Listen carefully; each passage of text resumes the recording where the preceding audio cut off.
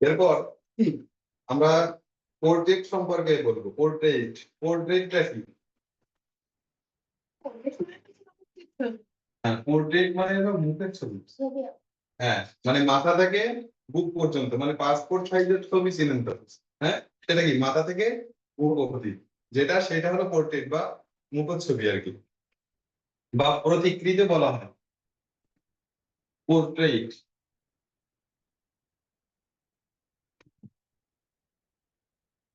Portrait কি? সেটা হলো মুখচ্ছবি বা মুখের ছবি।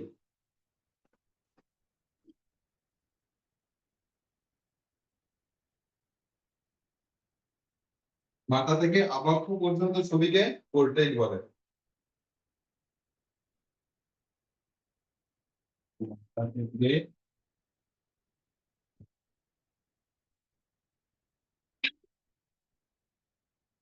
পর্যন্ত ছবিকে পোর্ট্রেট বলে।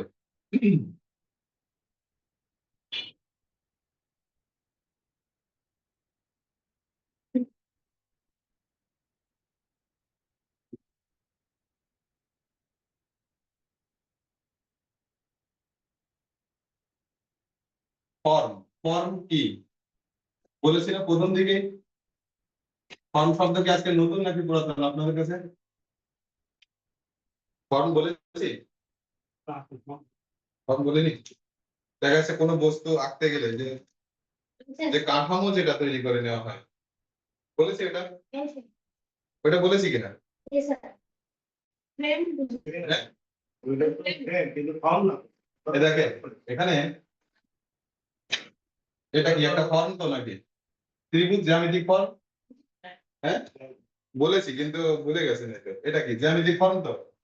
এটা যখন বলবো যে ত্রিভুজ একটা ফর্ম, তখন মাথা খারাপ হয়ে যায়। যদি বলি জ্যামিতিক ফর্ম, তখন আমার মাথায় আসবে একটা ফর্ম।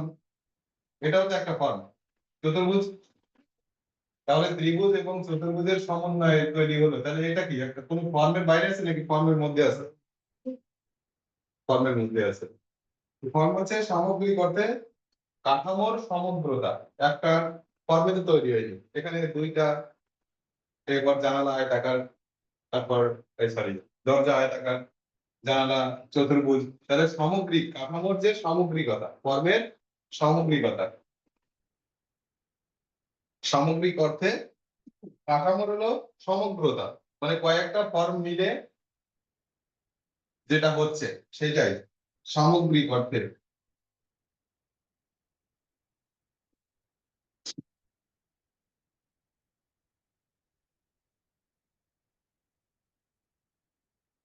সামগ্রিক অর্থে কাঠামো।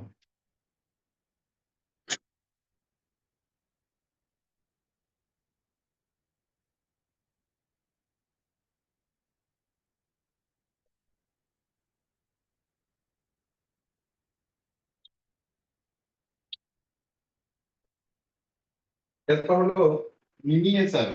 মিনিয়েচার কি? মিনিয়েচার সম্পর্কে ধারণা আছে? মিনি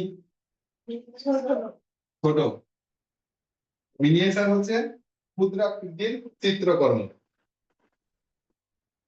মিনিয়েচার কি?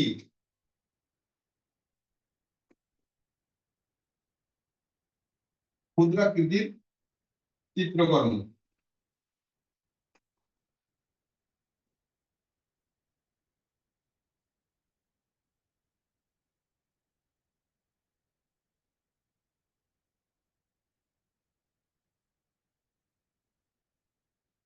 দেখবেন যে এরকম আছে না যে পৃথিবীর সব থেকে বড়, মানে বহুতল বিশিষ্ট বিল্ডিং কোনটা? কোনটা বলতে পারবেন এখন বর্তমানে? বুর্জ খলিফা, নাম শুনেছেন না? হ্যাঁ, বুর্জ খলিফা। তো কেউ বড় স্থাপনা তৈরি করে বিখ্যাত হতে চায়, আবার খুব ছোট জিনিস তৈরি করে, মানে খুব ছোট জিনিস বড় জিনিস, মানে খুব ছোট করে যে শিল্পকর্ম করা হয়। দেখবেন অনেকে সরিষার দানার উপরে পোর্ট্রেট আঁকে। একটা সরিষার দানা কতটুকু ছোট, ওইটার মধ্যে কারণ ছবি আঁকা কতটা কি সহজ? এই জন্য অনেকে দেখা যাচ্ছে চাইলের উপরে কেউ দৃশ্য আঁকছে, ঠিক আছে, সরিষা দানার উপরে কেউ একটা মুখের ছবি আঁকছে, এরকম আছে। দেখবেন যে আমি যে বললাম যে মিনিয়েচার, আপনি মিনিয়েচার আর্ট লিখে অনলাইনে সার্চ দিবেন, দেখবেন অনেক আর্ট চলে আসবে। কেউ সরিষা দানার উপরে, কেউ চালের উপরে, কেউ দৃশ্য আঁকছে, অনেক ফিগার আঁকছে, এরকম আছে। ঠিক আছে, হ্যাঁ। তো ওইটাই হলো মিনিয়েচার আর্ট। ঠিক আছে, সব থেকে ছোট যে শিল্পকর্ম সেটা হলো মিনিয়েচার। কে কত ছোট ছবি আঁকতে পারে। দেখা যাচ্ছে একটা, অনেকে এরকম পুরাণ লেখে ছোট্ট, দেখা যাচ্ছে একটা আঙুলের নখের মতো সাইজ ছোট, হয়তো পুরুত্বটা হয়তো কি বলবো 1 সেন্টিমিটার হতে পারে বা মিলিমিটার হতে পারে। ছোট জায়গার মধ্যে কোরআন লিখে সে বিখ্যাত হতে চেষ্টা করেছে। ওটাও একটা মিনিয়েচার আর্ট। শুধু ছবি আঁকা না, একটা বইও লেখা হোক, গীতাও দেখা যাচ্ছে ছোট করে লেখা হচ্ছে, 1 ইঞ্চি বাই 1 ইঞ্চি একটা বই, তার মধ্যে দেখা যাচ্ছে 700 দেখা যাচ্ছে হয়তো শ্লোক আছে। ওটাই হলো আর্ট, শুধু ছবি আঁকা না, লেখাটাও আর্ট। ওইটাই হলো মিনিয়েচার। এরপর মনোক্রোম শিখবো। মনোক্রোমটা কি? তাহলে আমরা যে বিষয়বস্তু বলেছি যে শিল্পের উপকরণ, মাধ্যম, করণ, কৌশল, বাইরে কিছু বলতেছি নাকি ভিতরে আছে? হ্যাঁ, কি বললাম? মনোক্রোম।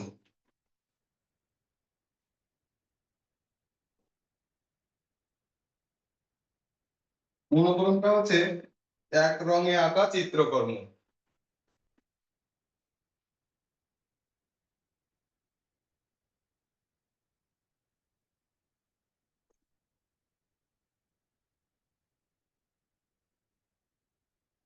এক রঙে আঁকা চিত্রকর্ম, সেটা কালো হতে পারে, সবুজ হতে পারে, লাল হতে পারে।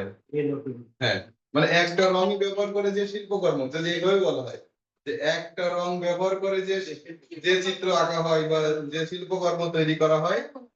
হ্যাঁ, আবার দেখেন এক কথা লিখেছি, এক রঙে আঁকা চিত্রকর্ম, অনেক ভাবে বলা যায় একই কথা। এরপর শিখবো পলিক্রোম।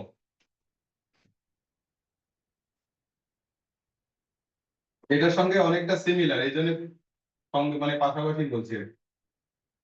পলিক্রোম, পলিক্রোমটা হচ্ছে বহু রঙে আঁকা বা বহু বর্ণে আঁকা চিত্রকর্ম, যেটা এক রঙের একের অধিক, সেটা 1 থেকে 1000 রকম হতে পারে, সেটাই হলো পলিক্রোম। এক কথায় বলছি, বহু বর্ণে। রংকে কি বর্ণ বলা যায় কিনা? তা সবসময় রং বলবো, একটু বর্ণ লিখলে তো যে পরীক্ষক খাতা দেখবে সে মনে করবে যে না কিছু জানে, নাকি?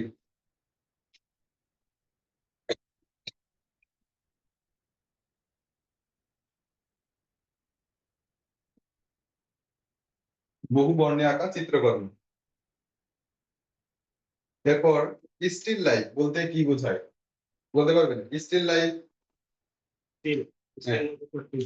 না না না, স্টিল মানে স্থির। স্থির, স্থির মানে যেটা নড়াচড়া করে না, যে এইটা ওকে যদি না নাড়ানো হয় কি নড়বে? ওটা হলো জড় বস্তু, যে কতিপয় জড় বস্তুর সুশৃঙ্খল বিন্যাস। দেখা যাচ্ছে এটাও জড় বস্তু, এটাও, এটাও জড় বস্তু, এটা সুন্দর করে সাজিয়ে যে শিল্পকর্ম করা হয়, একত্রে সাজিয়ে যে শিল্পকর্ম, সেটা হচ্ছে স্টিল লাইফ।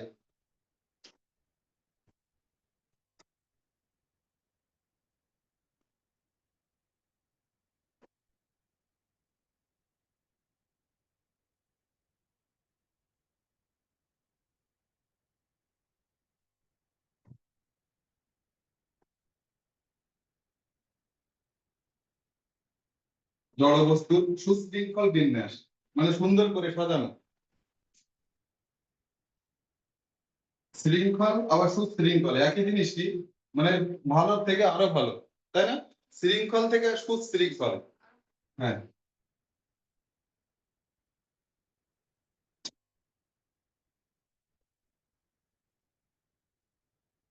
বিন্যাস।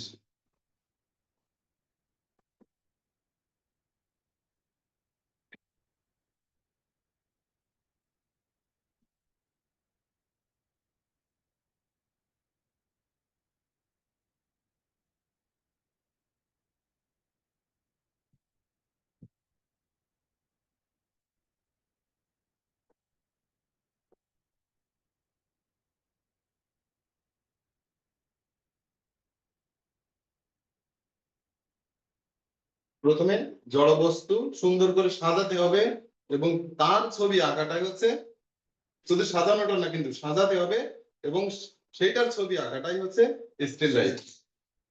এটাকে এই এই কথা দিয়ে কিন্তু সেটাই বোঝানো হয়েছে যে জড় বস্তুর সুশৃঙ্খল বিন্যাস মানে সুন্দর করে সাজাতে হবে। তারপর কি তার চিত্র অঙ্কনকে স্টিল লাইফ বলে। এইগুলো সাজানো, এইগুলোকে স্টিল লাইফ বলছে না, এগুলোকে দেখে যখন আঁকছেন সেটাই হলো স্টিল লাইফ।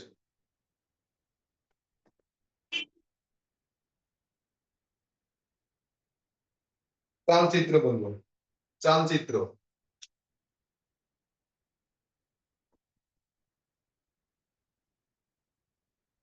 চালচিত্র হচ্ছে সাধারণত মাটির মূর্তির পিছনে, আপনারা তো মন্দিরে গেছেন তো মনে হয়, না গেলেও দেখা যাচ্ছে এখন রাস্তার পাশে যে মন্দিরগুলা প্রতিমার পেছনে যে একটা সারফেস থাকে, একদম ফাঁকা থাকে না, কিছু তো একটা থাকে, থাকে না, সেইটার উপরে যে চিত্রকর্ম সেটাই হলো চালচিত্র।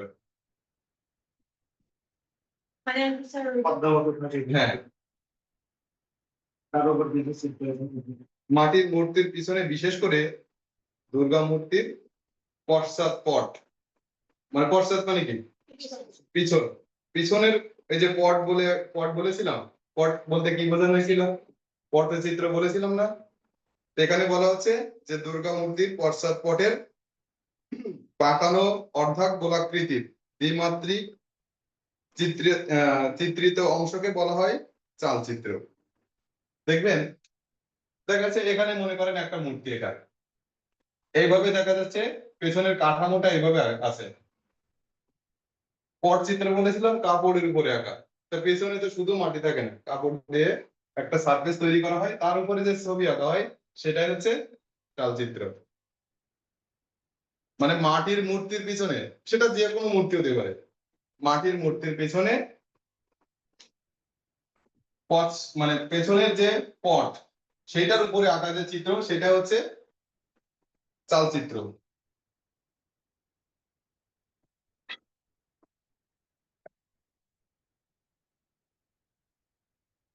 লিথোগ্রাফ সম্পর্কে জানবো, লিথোগ্রাফি নাম শোনেন আগে?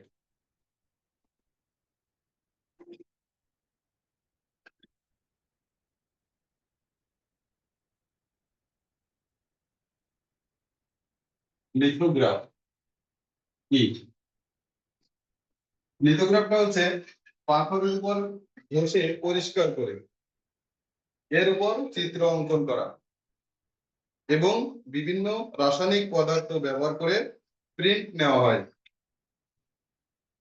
পাথর ঘষে তার উপরে ছবি আঁকা হয়, ছবি হলো। এবার বিভিন্ন রাসায়নিক পদার্থ, সেটা রং হতে পারে, রাসায়নিক পদার্থ তো অনেক কিছু হয়, শুধু রং না, রং তো রাসায়নিক পদার্থ, ন্যাচারাল না তো, তৈরি করা আছে না, যে সিনথেটিক হোক বা প্লাস্টিক পেইন্ট হোক, ওটা তো ন্যাচারাল না, ওটা রাসায়নিক পদার্থ। তো ওখানে রং বলা হচ্ছে না, যে পাথরে ঘষে, পাথরের গায়ে ঘষে পরিষ্কার করে চিত্রকর্ম তৈরি করা হয় এবং রাসায়নিক পদার্থের মাধ্যমে প্রিন্ট নেওয়া হয়। মনে করেন এই একটা ছবি আমি এঁকেছি, পাথরের গায়ে এটা এঁকেছি, এরপর রাসায়নিক পদার্থ দিব এবং কাগজের কাগজের উপরে প্রেস করে, প্রেস করলে এই যেটা সেটা উঠে আসবে কিনা, যে শিল্পকর্ম সেটাই হচ্ছে কি লিথোগ্রাফ। পাথর ঘষে পরিষ্কার করে চিত্র অঙ্কন করে রাসায়নিক পদার্থের ব্যবহারের মাধ্যমে যে শিল্পকর্ম করা হয় বা প্রিন্ট নেওয়া হয় সেটা হচ্ছে লিথোগ্রাফ। ভাস্কর্য কি? হ্যাঁ, ভাস্কর্য, ভাস্কর্যটা হচ্ছে সলিড কোনো উপাদানে তৈরি শিল্পকর্ম, সলিড মানে ভেতরে ফাঁকা থাকছে না, সেটাই হচ্ছে ভাস্কর্য। মুক্তি আছে হ্যাঁ, পাথরের তৈরি হ্যাঁ, সলিড কোনো উপাদানে তৈরি শিল্পকর্ম, সলিড। ভেজাল নেই ওইটা ওইটা বলা আছে না, যে ফাঁকা বলা হচ্ছে না। হ্যাঁ, ওটাও দেখা যাচ্ছে যে ভেজাল মানে বোঝায় না ওইটা, ঠিক আছে। সলিড কোনো উপাদানে তৈরি শিল্পকর্ম। এবার জানবো হলো ম্যাকেট কি, ম্যাকেট, ম্যাকেট।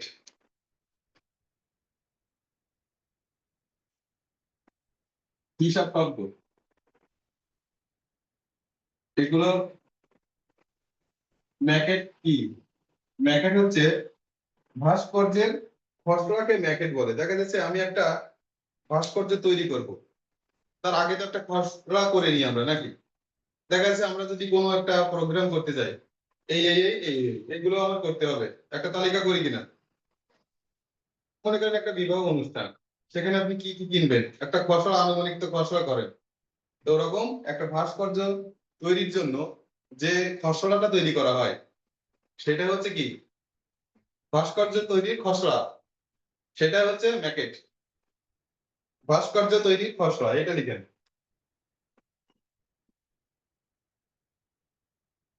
এরপর হচ্ছে কার্ভিং। কার্ভিং কি?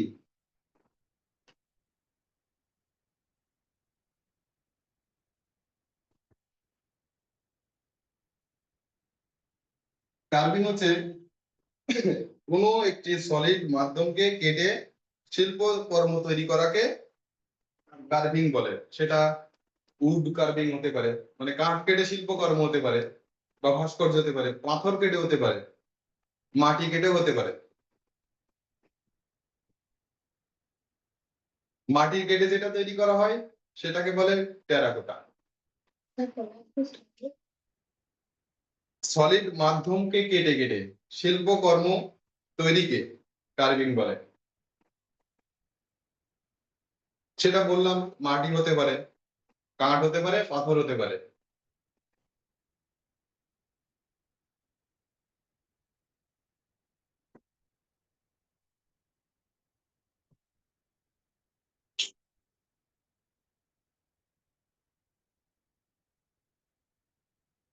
এরপর শিখবো যে টর্সো কি? টর্সো কত সময় হয়েছে স্যার?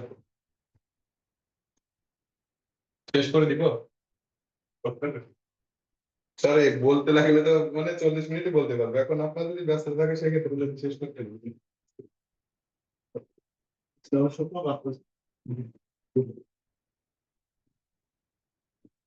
টর্সো, টর্সোটা কি? মাথা থেকে অঙ্গ অঙ্গ প্রত্যঙ্গ নেই এমন ভাস্কর্য মূর্তি। বুঝতে একটু কষ্ট হচ্ছে? মাথা থাকবে না, হাত পা থাকবে না। দেখেন আমি একটা মানুষ, পা থাকলো না, হাত থাকলো না, মাথা থাকলো না, তাহলে কোন অংশটুকু থাকলো? এখান থেকে, মানে কোমরের নিচ থেকে এই অবধি, গলা অবধি। যে ভাস্কর্য, যে ভাস্কর্য মানে কোমরের নিচ থেকে, মানে যেখান থেকে পা শুরু আর যেখান থেকে মাথা শুরু, এর মাঝখানে হাত থাকবে না, পা থাকবে না, মাথা থাকবে না, যে শিল্পকর্ম সেটাই হচ্ছে টর্সো।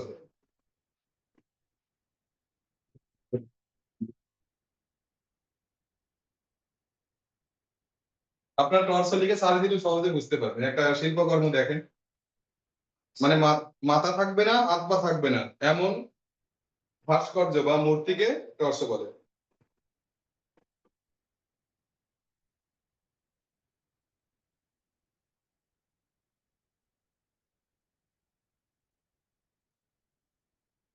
এরপর অ্যাডোবি বলতে কি বোঝায়?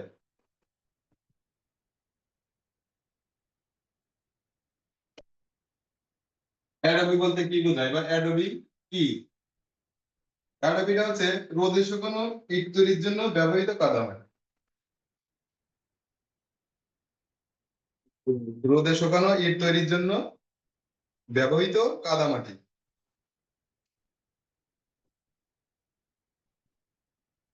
অ্যাডোবিটা হচ্ছে রোদে শুকানো ইট তৈরির জন্য ব্যবহৃত কাদামাটি।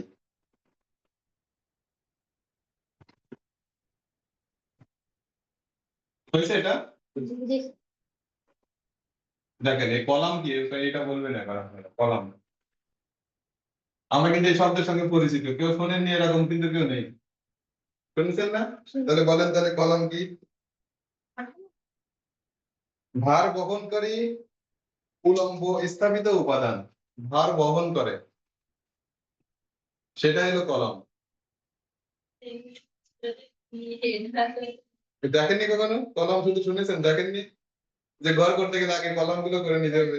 হ্যাঁ, হ্যাঁ, ওইটা হচ্ছে ভার বহনকারী উলম্ব স্থাপিত উপাদান। এই যে লম্ব করে যেটা দেওয়া হয়েছে ওইটাকে আবার বলছে উলম্ব। তবে এই কলম তৈরি করতে যে কোয়াস ভাঙে হতে হবে। ঠিক আছে, তার মানে যে দেখা যাচ্ছে একটা বিল্ডিং তৈরি করতে গেলে নর্মালি দেখা যাচ্ছে এরকম থাকলো একটা কলাম তৈরি হলো এরকম, মানে এটাতে তো ভর বহন করে নাকি, তাই না? এইখান থেকে দেখা যাচ্ছে আবার এইখান দিয়ে এইভাবে থাকলো এখান থেকে আবার তুললো, তাহলে এই পাশে যে ওয়ালের যদি ওয়াল তৈরি করা হয় তাহলে এই যে ইটের যে ভর এটা বহন করছে। হ্যাঁ, এই এর উপরে যে এই যে দেখা যাচ্ছে একটা ছাদ বা সিলিং ঢালাই হবে সেটা এ ধরে রাখছে। এখন এখন এইটা বহন করছে এর মাথার উপরে যে আছে এইটার উপরে নিচে যে আছে এইটা হচ্ছে কলাম, ভার বহনকারী, হ্যাঁ, উলম্ব স্থাপিত উপাদান।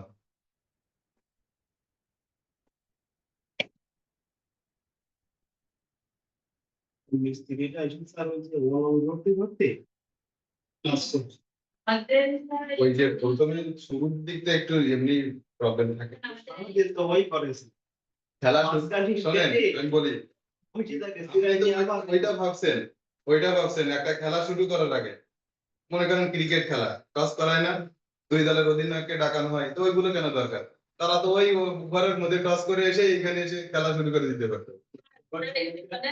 আমাদের এই এক সপ্তাহের ভিতরে মানে কালকে কাজ শেষ করতে হ্যাঁ, একটা রুম করবো, তো 6টা গর্ত করছে। গর্ত করার পরে সেইখানে ইট বালি সিমেন্ট খড় সব দিতে 18 বস্তা সিমেন্ট লাগিয়েছে। আর কাজ এখন কিছু হয়নি, শুধুমাত্র এই পিলার অর্ধেক গেছে, মানে এই কলাম অর্ধেক গেছে। তা মানে মাটির উপর পর্যন্ত উঠেছে, মানে গর্ত থেকে মাটির উপর পর্যন্ত। যা হবে তার অর্ধেকের কম হচ্ছে। তাই শ্রমিক খরচ 10,000 পার হয়ে গেছে। 18 বস্তা সিমেন্ট শেষ আর ইট বালিতে ভর্তি লেগে। মিস্ত্রিরা যা হোক মিস্ত্রি তার বাড়ি নিয়ে যায়নি। আমি কিন্তু এটা বুঝি তারা যাই বলুক না কেন আপনার কাছে রেখে গেছে, তারা নিয়ে যায়নি কিছু। আর মানে যেরকম গতিতে করার কথা সেরকম গতিতে করে না, দিন বাড়াইছে। আর এখন গরমের সময় না এই জন্য একটু হয়তো ধীরে ধীরে কাজ করছে। ওই যেটা বলছিলাম যে আপনি বলছেন যে এসে মিস্ত্রিরা এইটা ওইটা করতে করতে সময় লেগে যায়, যে একটা খেলা শুরু করতে গেলেও কিছু ফর্মালিটিস থাকে। টস নিয়ে তো দেখা যাচ্ছে কোনো ফল নির্ণয় হয় না ভাই, খেলাটা শুরু করবে তার জন্য কত ফর্মালিটিস। আজকের পিচ এরকম, আজকের এরকম বল পিচ কি ব্যাটিং পিচ এরকম বর্ণনা কেন করে, দরকার আছে ওইগুলো জানা থাকলে।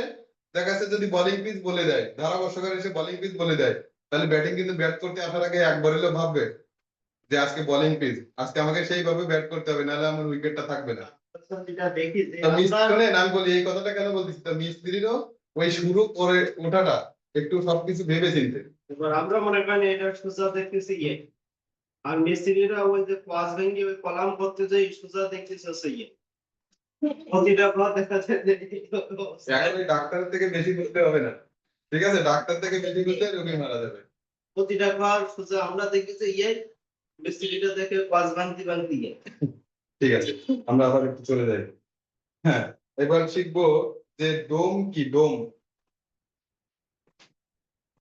এই ডোম গুলো ব্যবহার হয় আহ, মন্দির মসজিদ এগুলোতে ডোম ব্যবহার হয়। হ্যাঁ, তারপর হলো চার্চ, দেখা যাচ্ছে একটা একটা স্থাপনা, মনে করেন এটা একটা মসজিদ, এরকম থাকে না, এইটাকে ডোম বলছে। এই যে এই অংশটা, এইটা এইটা এরকম থাকে না, ওদেরও তো ডোম কি এরকম থাকে কিনা মসজিদে গেলে? ঈদগাহ আছে এইগা, তো এখানে 10 জন জনতা যদি মানে এরকম যদি করি তখন, এটা হলো মসজিদে গেছে হ্যাঁ।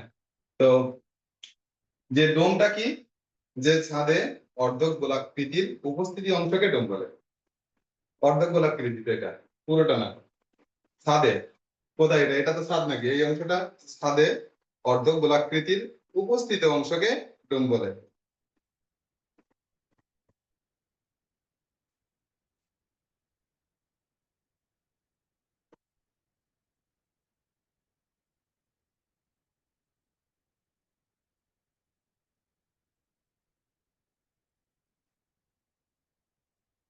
দেখে দিলাম, এবার এরপরে যদি মানে ভুলে যান তাহলে তো হবে না। উপকরণ ব্যবহার করলে শত শত উপকরণ দেখানো যায়। হ্যাঁ, উপস্থিত অংশকে মানে ছাদে অর্ধ গোলাকৃতির উপস্থিত উপস্থিত অংশকে ডোম বলে।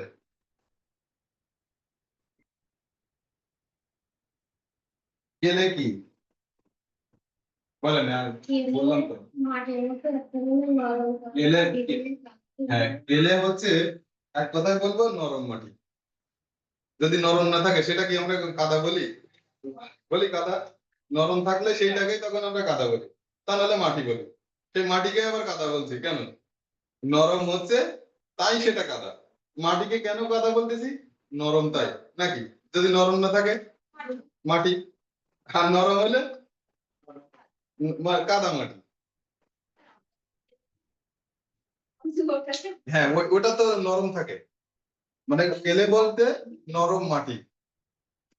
কেলে কি? তা নরম মাটি। ওটা আর্টিফিশিয়াল কেলে, আমি তো আগে বলেছি, শুধু কেলে বলিনি, আর্টিফিশিয়াল বলেছিলাম।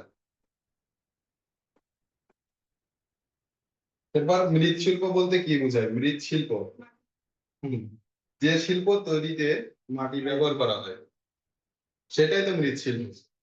মৃৎ শব্দের অর্থ মাটি, এবং মাটি দিয়ে যে শিল্প তৈরি করা হয় সেটা হচ্ছে মৃৎশিল্প। এইভাবে মনে রাখবেন। হ্যাঁ, মাটির পুতুল, মাটি দেখবেন যে হ্যাঁ, নৌকা, ঘোড়া, নৌকার আবার চাকাও থাকে। নৌকার আবার চাকা থাকে। হ্যাঁ, ছোটদের কিন্তু কত মারামারি করেছে এই আমরা মানে ঘর নেই বলছিলাম তো। মানে যেটাকে লক্ষ্মীর ঘট বলে, টাকার রাখার ব্যাংক। এখনো পাওয়া যায়। হ্যাঁ, আমাদের পাশে পালপাড়া আছে, এখানে তো দাম বেশি না। যে শিল্প তৈরিতে মাটি ব্যবহার করা হয় বা মাটি ব্যবহার করে যে শিল্প তৈরি করে তৈরি হয় আর কি, এরকম মানে ঘুরিয়ে ফিরিয়ে বলতে পারেন। প্রশ্ন এরকম ঘুরিয়ে ফিরিয়ে আসতে পারে। এখন আমি এখানে যদি এসে বোরকা পরে এসে ক্লাস নেই, কণ্ঠ শুনে বুঝতে পারবেন না যে স্যার এটা ম্যাডাম না, বুঝতে পারবেন কিনা? তার প্রশ্ন ওইরকম ঘুরিয়ে ফিরিয়ে আসবে, আপনাদের চিনে নিতে হবে। সবসময় যে দেখে চিনতে হবে তা না, পরিচিত লোকের ছায়া দেখলেও চেনা যায়, এটা বিশ্বাস করেন কিনা? সে একটু গলাটা একটু এগুলো বুঝতে পারবেন, পায়ের শব্দ, চলার শব্দ শুনে বুঝতে পারবেন, ছায়া দেখলে মানে চিনতে পারবেন। সেইভাবে যদি মানে তার মানে আমি এটা বলতে চাইছি, আপনার যদি জানা থাকে, তথ্য যদি জানা থাকে, প্রশ্ন যে রূপেই আসুক না কেন আপনি উত্তর দিতে পারবেন। মিলিয়ন যেভাবে বিশেষ তার মাথাতে শোন আরো সুযোগ নেই রুমে সিসি ক্যামেরা দিয়ে এখন ব্যাপার হচ্ছে কি যে পরীক্ষার হলে আমি যখন স্টুডেন্ট ছিলাম তখন কি করতাম, আমি বলতামও না, কারো কাছ থেকে শুনতামও না। আমি এরকম স্টুডেন্ট, ঠিক আছে? আমি কাউকে বলেও দেবো না, আমি কারো কাছ থেকে শুনেও নেব না। এখন আমার যদি এখন যদি একটা দায়িত্ব দেওয়া হয়, এই পরীক্ষার ডিউটি দেওয়া হয়, তাহলে আমি কি করতে পারি বলেন তো? আমি কাউকে দেখতেও দেবো না, কাউকে বলতে দেবো না, এটাই তো করবো নাকি? এইটা হচ্ছে ব্যাপার। মানে যার যে নেশা, শিক্ষামন্ত্রী আসবে, সবার নেশার তো একরকম না। এক একজনের নেশার এক এক রকম, এক একজনের স্বভাব এক এক রকম। এখন সেটা বাস্তবায়ন করার চেষ্টা করে। বর্তমান পড়াশোনার যে অবস্থা, তো ওনার মতো শিক্ষামন্ত্রী দরকার। যে পরিমাণ নকল হয় ক্লাসে, আমরা পরীক্ষা দিচ্ছি তো, তার যে পরিমাণ নকল হয়, তো ওনার মতো শিক্ষামন্ত্রী দরকার। এখন একটা ব্যাপার কি, হোক সমস্যা নেই, শিক্ষামন্ত্রী সে চালাক হলো স্টুডেন্ট কাজে দেখলাম না এই ব্যাপার বলি, দেখা যাচ্ছে যে পরীক্ষার হলে যে কড়াকড়ি ছিল, ওইটা আমি মনে করি না ভালো। আমি মনে করি যে ক্লাসে ঠিক মতো শিক্ষকরা পাঠদান করছে কিনা সেটার উপরে দৃষ্টিপাত করা। ঠিক আছে, পরীক্ষার সময় যে আমি টাইট দিলাম যে যাতে কেউ গাড় ঘোরায় লিখতে না পারে, বলে নিতে না পারে, শেষের দিকে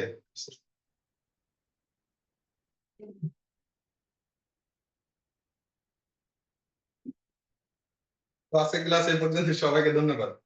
তো আপনাদের সঙ্গে কথা শেয়ার করবো, মানে যেটা বলতেছিলাম যে পরীক্ষার হলে যে এত কঠিন গার্ড না দিয়ে যদি শিক্ষা প্রতিষ্ঠানগুলোতে প্রতিদিন ঠিক মতো